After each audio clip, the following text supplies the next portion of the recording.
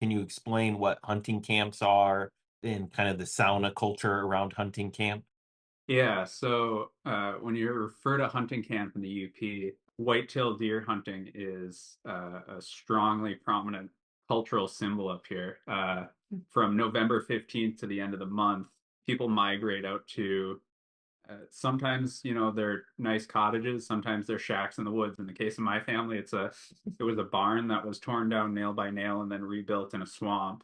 Um, yeah, there's a whole backstory with that, but it's effectively a barn with a bunch of bunk beds and a wood stove that you know somewhere between 4 and 12 guys all pile into for a week or two every year and try to be rugged woodsmen. Pretend to be rugged woodsmen for 2 weeks, um, and as part of that, and a lot of these family hunting camps come with a sauna, and so there's this whole culture that gets dragged along and instituted there as well. And sauna culture is really strong there. There's a lot of good stories and laughs and fun memories just around guys getting the sauna hot, sitting outside the hot room, taking turns in the sauna, drinking beers in between it. Yeah. So, really interesting subset of hunting culture.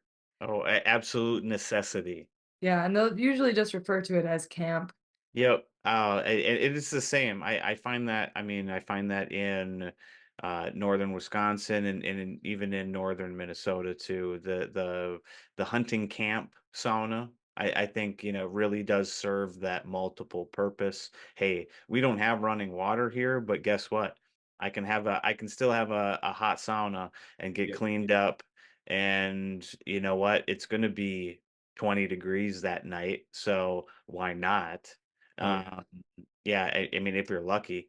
So, yeah, I mean, it's a great time, and it is. It's such a bonding ritual, especially you're up there, you're cleaning up, you've had a long day, you're unwinding with family and friends.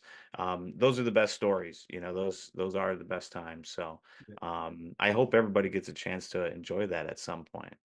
What's with the hunting camps and so how do you rinse yourself in those hunting camp saunas? So in the instance of my families, we do have a well out there that runs off a generator, and so we'll fill up buckets. But before Okay. we know we're going to light the sauna, we'll fill up some buckets, and then we'll just do a bucket rinse on the bench. Okay. Yeah, so it's pretty much the same. It's pretty much Yeah, the same. If you have a I bet that when it's a hunting camp, it's a different thing, but the Finns at least used to try to build a sauna next to a pond or a lake sure. or whatever, like in this case, a river. And so you basically get all your water from there. Mm. But obviously a well is just as good. Yep.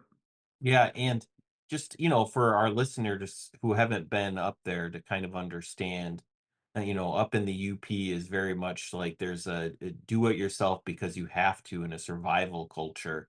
I don't know how accurate this is, but I heard that some Amish had tried to live up there but ended up moving. I don't know if 300 of Yeah. inches of snow in the winter was too difficult, but it's the kind of place where you drive down the side of the road and you see a little sign that someone wrote and it says with their phone number on it, it says deer skull boiling. So, it's very much part of the culture up there. Yeah, that deer skull boiling sign that's in the Keweenaw, just in between Calumet and Hancock, you'll pass it. It's become kind of iconic in this area. Hmm. Yeah, some people just took the design and made a sticker out of it. It's pretty funny, or a t-shirt. You see it around yeah.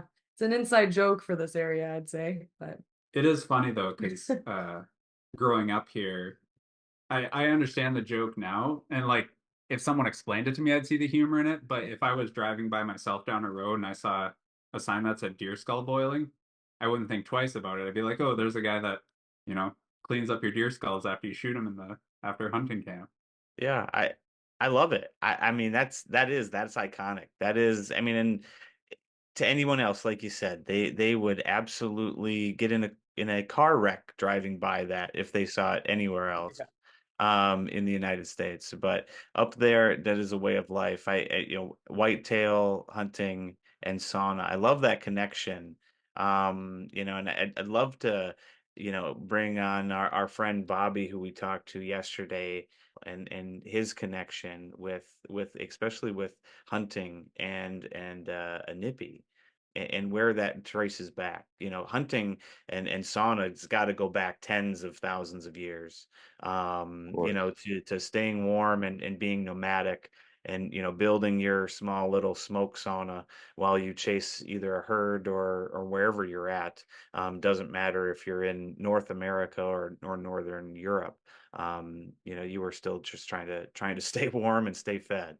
So I love that connection and how we maintain it today.